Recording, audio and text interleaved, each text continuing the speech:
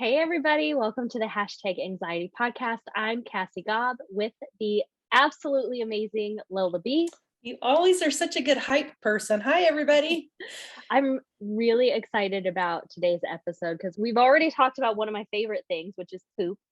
And now we are going to talk about sleep, which is also my favorite thing. Me too. I just don't get any of it, but I would like to get more. So I'm very excited to hear all about your sleep hygiene. I can't decide.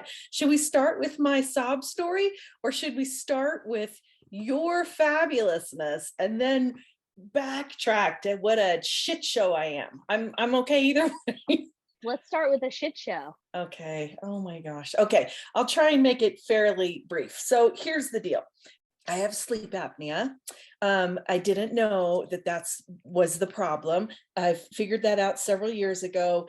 I was exhausted, almost falling asleep on my way to work one day, and I've never done that, and it freaked me out. So I, reached out to a sleep specialist and went and had a sleep test.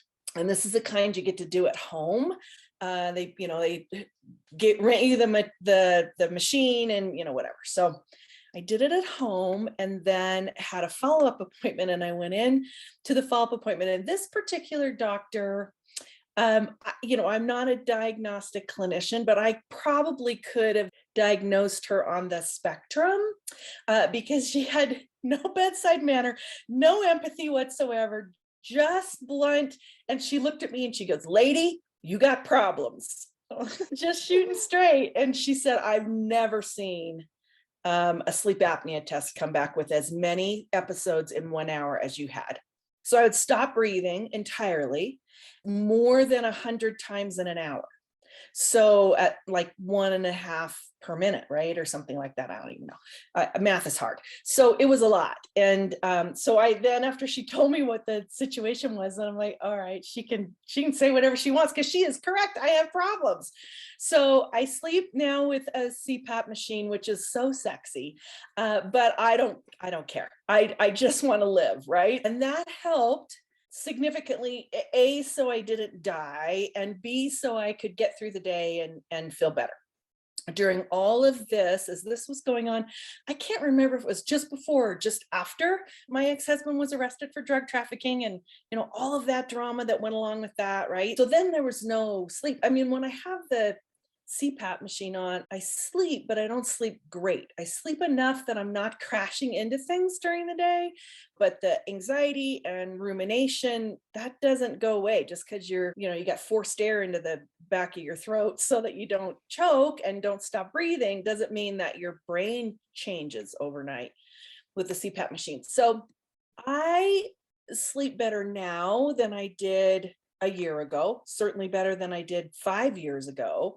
For sure. But it's still not great. Like I wear a Fitbit to bed or all day, and it tracks my sleep. It gives you a score. So not only does it tell you how long you've slept, but it also tells you the quality of your sleep. How long were you in REM? How long were you in deep sleep? And then it gives you a sleep score between 0 and 100. And I'm consistently like 60 to 70. So it's not fabulous. And I think if my Fitbit could talk, it would also say, "Lady, you got problems." I mean, I think I'm pretty sure that's consistent across my life, regardless if it's sleep or, whatever, anxiety, all the stuff. So I'm all about tips and tricks to try, just so I can, full disclosure, medication. I've tried, I haven't tried a prescribed medication. I'm not closed off to it, but I would like to be able to do it on my own without having to take medication. I've done things like, melatonin, and there's Ollie for sleep and, that kind of stuff. Tylenol PM. Sometimes I'll resort to that if I'm having a little bit of pain, and I'll sleep better, but I don't want to do it every night. And I still don't sleep. Like I've never gotten a 90 ever sleep score, ever, even if I've taken medication. So that's my life. I have done the Calm app. I do some sleep stories. I've done, what's the sound? Like it's just like ambient, like yeah, white that's noise it. sound? That's it. Yeah. I've had that kind of sound. I play music. It is not unknown for me to be so irritated that I will pull off my sleep mask and throw it on the floor. I'm a grown-ass woman. That's probably not something I should be doing, because then the humiliation comes like 10 minutes later when I'm like, then I have to search for it, find the end of the hose and reattach it and, start all over again. So it's not productive in any way, shape, or form. And it's somewhat embarrassing that I've now admitted this to tens or thousands or millions of people. I don't know, however many people listen to the podcast. But nonetheless, I'm a grown woman. I shouldn't be doing that. But it is just frustrating to me because I am tired. I go to bed tired and wake up tired. So, all right, that's it. That's my story. I want to hear what you got, Cassie. Let's go. Well, I'm not a sleep expert or a doctor, but I'm probably diagnosable as well. So we'll roll with that. This is So great. that's my disclaimer. Not an expert, but I do have some tips. First and foremost, want to say I absolutely empathize with anybody who has sleep issues because sleep is so freaking important. Like poop, it's so important. Yeah. And we have this fairy tale belief about things like, oh, we should just be able to go to sleep. And that's literally not how it works for most people. It's a process and it's ongoing and it's always a work in progress. So even though I'm pretty great about it, I have nights where I sleep terribly. I have nights where I make bad choices and stay up too late, dicking around on my phone, which is one of the things you're not supposed to do. Right. But I will share with you all what I know. First and foremost, it's going to take a while if you have some sleep issues and you're trying to retrain yourself to sleep. It's very much like running a marathon in that you can't just wake up and run 26 miles. You have to do some training and it's frustrating and awful probably along the way.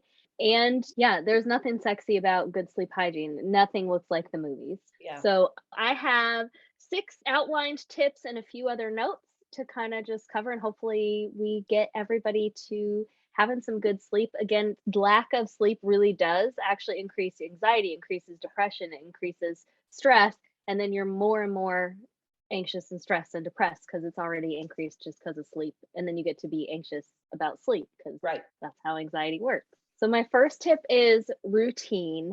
Always being in a routine and sticking to your routine even on the weekends to the best of your ability. My niece and I were FaceTiming this weekend and I said, all right, well, I'm going to get ready for bed. And she's like, on the weekend? Why do you do that on the weekend? And I was like, well, because I'm a grown up and I have to.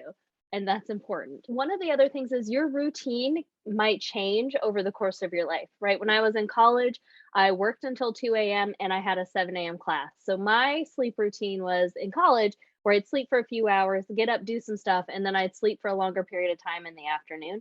My adult life does not accommodate that. So I definitely sleep overnight. I go to bed early, which is the other non-sexy tip for sleep is going to bed early. I feel like a grandmother, but I definitely try to be in bed by 9:30 at the latest. I try to head to bed around 9 o'clock for a couple of reasons. And one of those is to make sure that I'm actually sleeping at a decent hour. I don't hit the pillow and instantly fall asleep. One of the things that's important is to also know your number, your ideal sleep number. It's different for everyone. I think everybody knows that you should get 8 hours of sleep a night.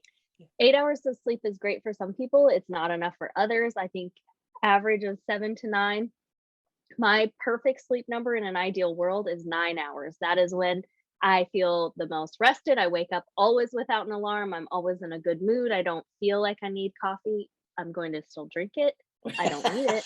It's going to happen. Right. But my minimum is 7. Like I can function on less than 7 hours of sleep. It's not great. It's definitely not something I should be doing for more than 1 or 2 days in a row. And that's like if I'm traveling somewhere and if I can take a nap, because I'm not a great person on less than 7 hours of sleep. I'm awful. I feel awful. I'm not pleasant to be around. And then more than 9, I also get exhausted. So 9 is my sweet number. Okay. How to find that if you don't know what that is for yourself is take about a full week. Always go to bed around the same time and just see what time you wake up. So it's helpful if you have to be up at 6 a.m. for work, you probably want to hop into bed really early and it might not be doable. You could just experiment with like, all right, so for sure I'm getting 7 hours tonight and see how you feel. For sure I'm going to get 8 hours and see how you feel and just kind of play with it. having some routines and rituals prior to you actually getting in bed.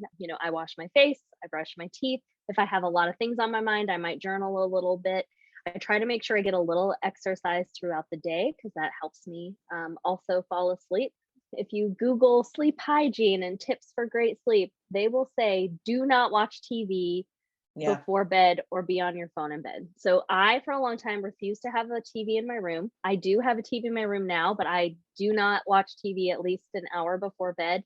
I do, however, get on my phone, and my parameters are, again, it has to be turned off at least a half an hour before I want to fall asleep. It takes your brain a while to tune down from the blue light that comes. So blue light, my understanding, this is the most generic explanation and it could be wrong, but my understanding is blue light kind of triggers your body to be up and awake. Yeah. So when you're on your phone, you get a lot of blue light from screens. It's telling your body to be up and awake. So if you are going to be on your phone before bed, make sure to turn the brightness all the way down. And then make sure you also have some time from when you turn it off to when you go to bed. And don't be on your phone getting yourself worked up about things. So don't be checking work email. I've been guilty of or reading about politics. Don't get on Facebook if you are the person who has to argue with people on Facebook, because you're going to get yourself worked up and you're never going to get to sleep. Honestly, watching pimple popping videos or earwax videos are the most relaxing things to me. Albeit disgusting. Are you kidding me? Oh my gosh. It is the most relaxing thing. There is something so satisfying about it. I cannot even. Wow. So find your thing. This is where we're that ain't my thing, but okay. I'll find something. So whatever works for you that is relaxing. I would say, TikTok, those things I would steer clear of. But if you're going to do it, try to set a timer again to make sure that you're turning it off, because these are the things you can get sucked into. And before you know it, it's 3 a.m. and you're not asleep. Right. I don't know if there's any truth to this or not, but I had someone tell me it's important to actually be asleep by 11. You are someone who's like, Cassie, I cannot get into bed by 9:30. That's insane. I got kids. I got all of these other things going on. Try to be asleep by 11 and see if that helps.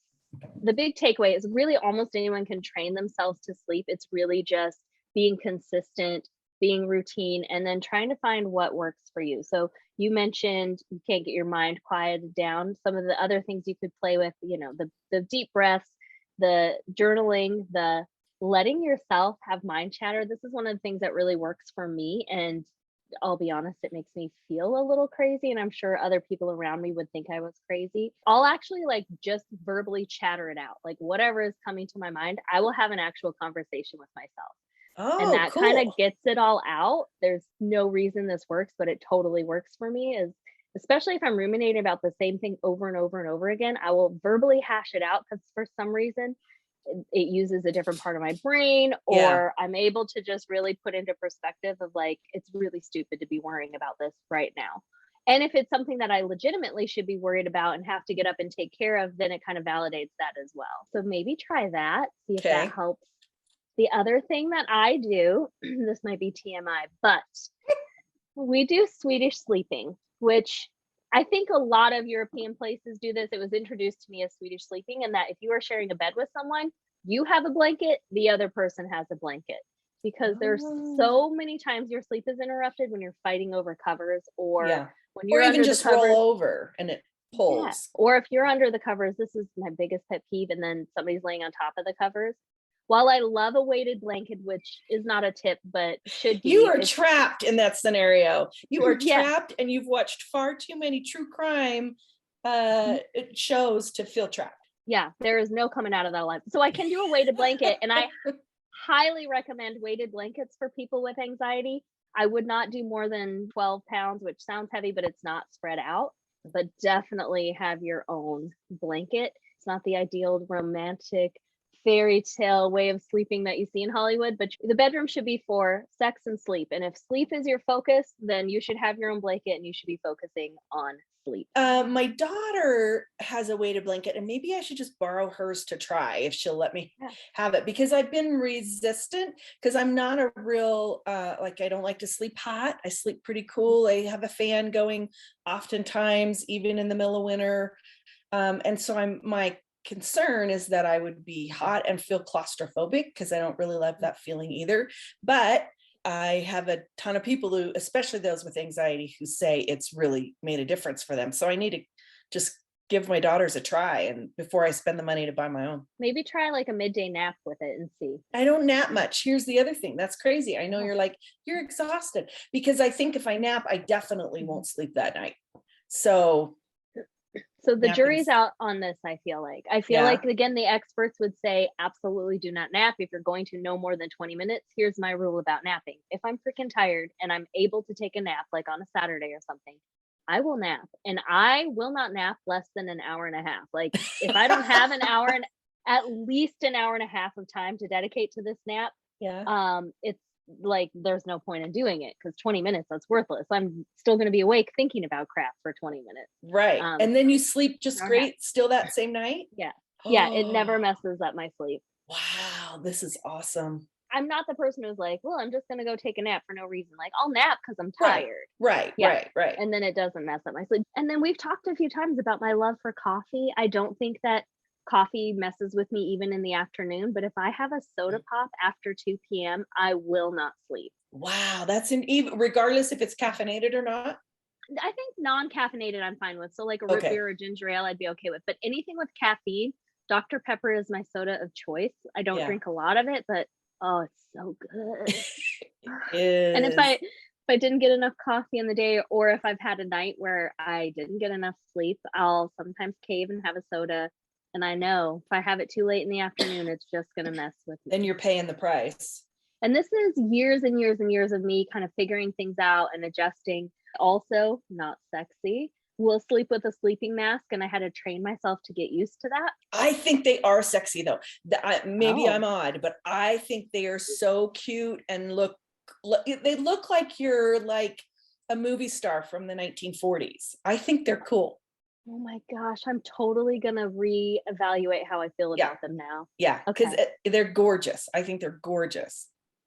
I might need to upgrade my sleeping mask game, because it's really, I'm gonna have the man come in when I'm sleeping, just snap a picture, and then I'll laugh about it and I'll text it to you. I think that's a great idea, and I can't wait. Yeah.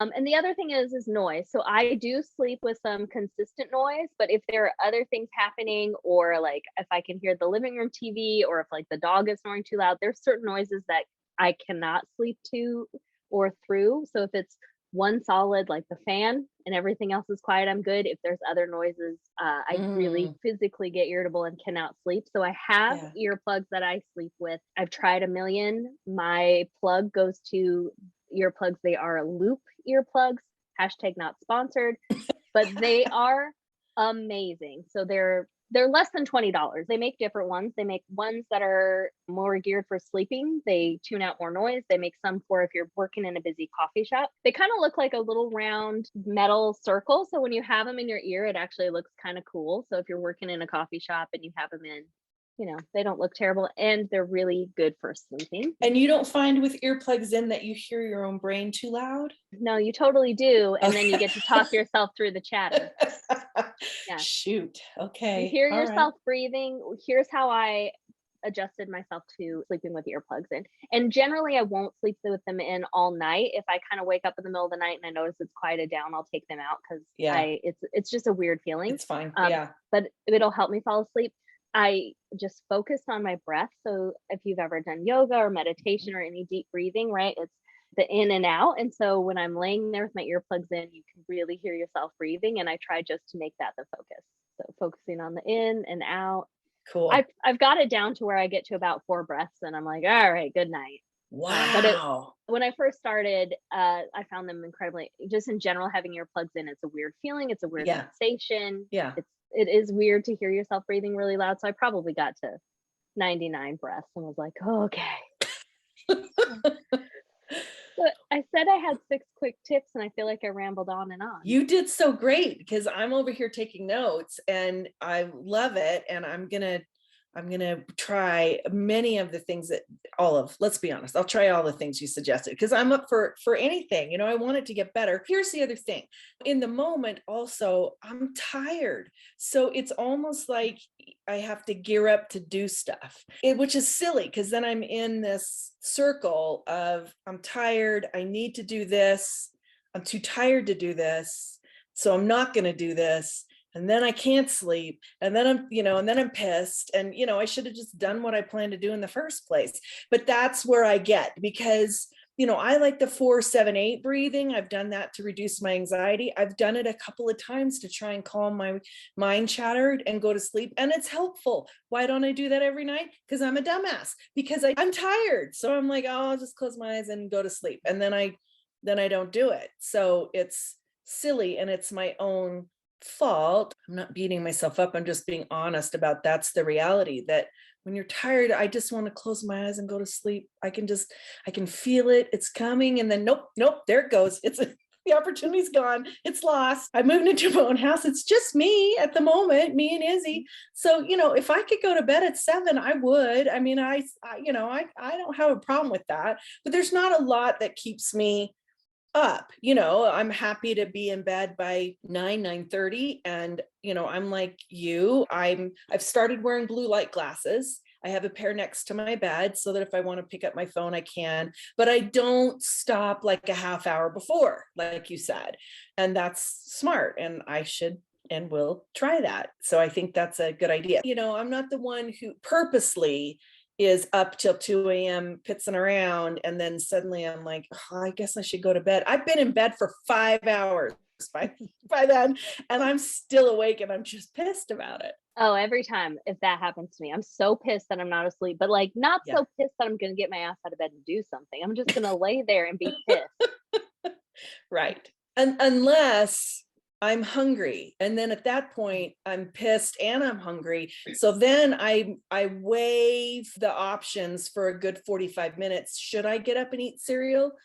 I'm tired. It's cold. I don't want to get out of bed. Yeah, but if you just went and had cereal, then you would feel better, and you could maybe go to sleep. I mean, it's just dumb. It's just dumb. So, 2 nights last week, I got up and finally and had cereal. It was delicious. And then I went back to bed and fell asleep. So maybe the answer is to eat my cereal at 9:30 and then, go to sleep after that. So I actually did have a dietitian tell me you should always have a snack before bed that consists of a fat and a carb, and that's what helps you sleep. And it's not like I'm starving, clearly, I mean, yeah. I may even have a snack before I go to bed, and then 3 or 4 hours later, I'm still awake and I'm hungry again. But for the most part, that's not the case. It's usually like 2 a.m. and either I've been asleep and woken up and can't go back to sleep. And that does happen pretty regularly. So I would imagine that I can use some of those same tricks for midnight waking up when I've been asleep, like 4-7-8 breathing and, the things that you talked about. I could put earplugs back in if they're out and try some of those things, because that's when I get extra irritated. Like, I was asleep, people. It was a fabulous 45 minutes asleep. And now here I am awake again.